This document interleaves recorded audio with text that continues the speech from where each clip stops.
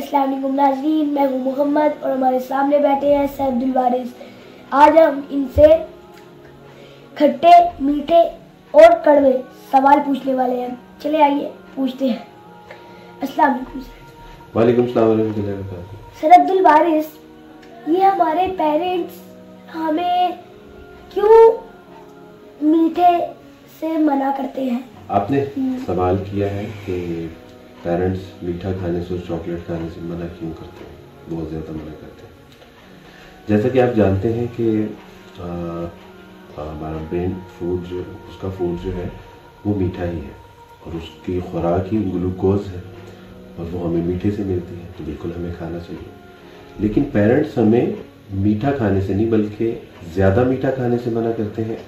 تو اس کی وجہ یہ ہے کہ excess of everything is bad, ہر چیز کی زیادتی بری ہوتی ہے، اور جب ہم زیادہ میٹھا کھاتے ہیں تو سیچوریٹڈ فیٹ ہوتا ہے اس میں، اور ایکسٹرا آرڈنری جب ہم شوگر لیتے ہیں، انٹیک کرتے ہیں، تو اس سے ہم موٹاپا بھی ہو جاتا ہے، اس سے جو ہے وہ شوگر بھی ہو سکتی ہے، اور سب سے بڑا نقصان اس کا یہ ہوتا ہے کہ ہمارے دانت افیکٹ ہوتے ہیں، ہمارے دانتوں میں درد شروع ہو جاتا ہے، دانتوں میں کیڑا لگ جاتا ہے۔ تو چونکہ پیرنٹس ہم سے محبت کرتے ہیں، ہم سے پیار کرتے ہیں، وہ ہمیں ہماری خیر خواہی چاہتے ہیں، اس لیے وہ ہمیں منع کرتے ہیں۔ ویسے سر یہ مجھے تھوڑا بہت اس کا پتہ ہے سر، ویسے میں نے آپ سے بہت ضروری بات کرنی ہے کہ ہمارے پیرنٹس ہمارے اوپر غصہ کیوں کرتے ہیں؟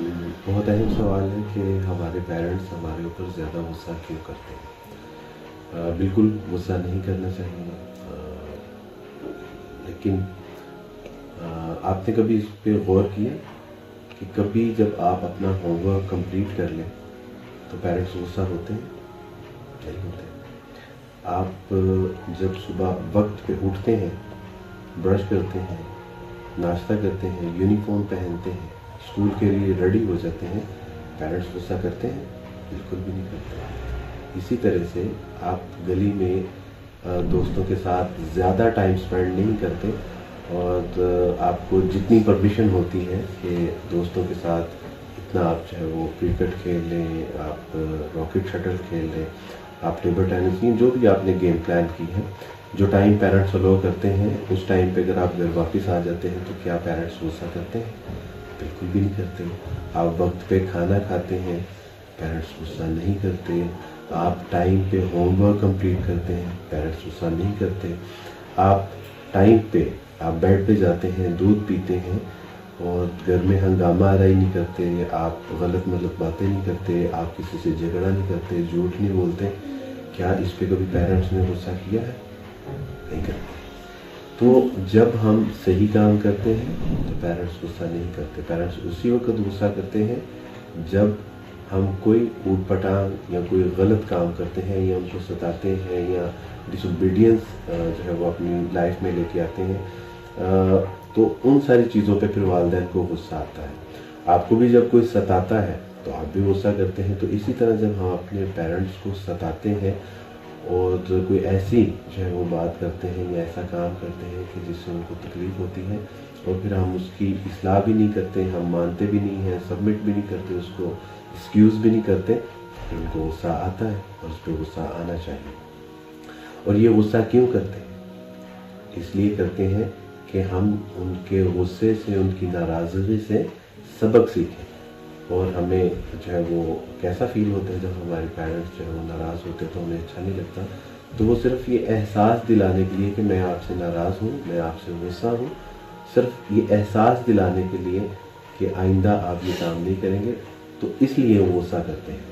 الحمدللہ جب آپ اچھے کام کرتے ہیں تو آپ کی شاباش بھی تو ملتی ہے، جب آپ اچھی پرفارمنس اسکول میں لے کے آتے ہیں تو شاباش بھی تو ملتی ہے۔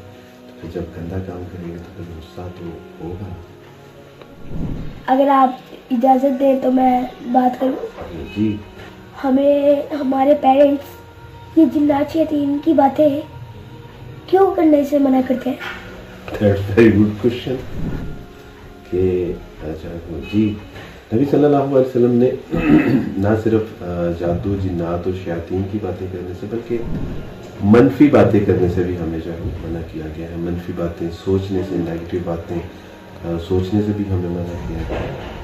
اور فرض کریں اس میں جو حکمت ہے وہ یہ ہے کہ جب آپ دو بچے آپس میں باتیں کر رہے ہوں کسی تیسرے بچے کی, تو اگر وہ تیسرا بچہ یہ سنے کہ آپ لوگ اس کا تذکرہ کر رہے ہیں تو وہ کان لگا کے سننا نہیں شروع کر دیتا, اور بعض اوقات وہ اندر بھی آ جاتا ہے. بعض اوقات وہ کہتا ہے کہ بھی آپ لوگ میرا تذکرہ کر رہے ہیں. تو جن اور شیاطین ہمارے ارد گرد ہوتے ہیں لیکن ہم ان کو دیکھ نہیں پاتے. تو جب ہم ان کا تذکرہ کر رہے ہوتے ہیں اور بلا وجہ جب ان کا تذکرہ کر رہے ہوتے ہیں تو بعض اوقات وہ رک کے سنتے ہوں گے نا کہ یہ کیا بات کر رہے ہیں, اور اگر انہوں نے زیادہ ہی رک کے غور کر لیا تو بس پھر اللہ ہی حافظ ہے ہمارا. سر یہ ہمارا آج کا آخری سوال ہے کہ یہ ہمارے پیرنٹس کیوں کہتے ہیں کہ نماز پڑھو نماز پڑھو نماز پڑھو, اور اس کا لاجک؟ الحمدللہ آپ نے بہت اچھا سوال پوچھا ہے کہ ہر وقت پیرنٹس کہتے رہتے ہیں نماز پڑھو نماز پڑھو نماز پڑھو. What is the logic? ایک بات یاد رکھیں, اللہ سبحانہ تعالیٰ نے اگر حکم دے دیا تو پھر لاجک تلاش کرنے کی ضرورت نہیں ہے. لیکن اس کے باوجود اللہ سبحانہ تعالیٰ نے ہمیں لاجک بتائی بھی, سکھائی بھی. اس میں لاجک یہ ہے کہ ایک تو یہ اللہ سبحانہ تعالیٰ کا حکم ہے. رسول اللہ صلی اللہ علیہ وسلم نے فرمایا کہ نماز مومن کی معراج ہے. یعنی رسول اللہ صلی اللہ علیہ وسلم جب اللہ سے ملاقات کرتے ہیں تو آسمانوں پہ جاتے ہیں, لیکن رسول اللہ صلی اللہ علیہ وسلم نے فرمایا کہ جب مسلمان کوئی نماز پڑھتا ہے تو وہ گویا کہ اللہ سے ملاقات کرتا ہے, اللہ سے باتیں کرتا ہے. اور دوسرا یہ اللہ سبحانہ و تعالیٰ کے حضور ایک شکر کا بجا لانا ہے. مثلا آپ کے گھر میں جب کوئی آتا ہے اور وہ آپ کو پھول دیتا ہے تو آپ ان کا شکریہ ادا کرتے ہیں, تھینک یو, شکریہ, جزاک اللہ کہتے ہیں.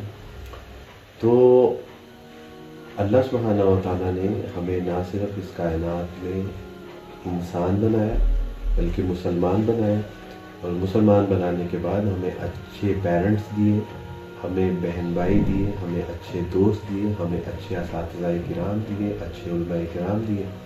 اس کے بعد اللہ سبحانہ و تعالیٰ نے آسمان جیسی چھت بنا دی ہمارے لیے, زمین کو بطور شاید وہ فرش بچھا دیا ہمارے لیے, ہمیں باغ دیے, ہمیں درخت دیے, ہمیں پھل دیے, ہمیں پھول دیے, ہمیں ندی, نالے, چشمے, سمندر دیے. تو جب ایک شخص ہمیں پھول دیتا ہے تو ہم اس کا شکریہ ادا کرتے ہیں, اور جس نے ہمیں اتنی زیادہ نعمتیں عطا فرمائی ہیں تو پھر ہم اس کا شکریہ نہیں ادا کریں گے. تو نماز دراصل ان تمام نعمتوں کے اوپر اللہ سبحانہ و تعالیٰ جی کا شکریہ ہے. سر یہ واقعی بہت اچھی بات ہے, جس اللہ نے ہمیں پیدا کیا ہے اس کا ہمیں شکر ادا کرنا چاہیے. ناظرین, امید ہے یہ پروگرام آپ کو اچھا لگا ہوگا. اسی کے ساتھ محمد کو اجازت دیں. السلام علیکم ورحمۃ اللہ وبرکاتہ.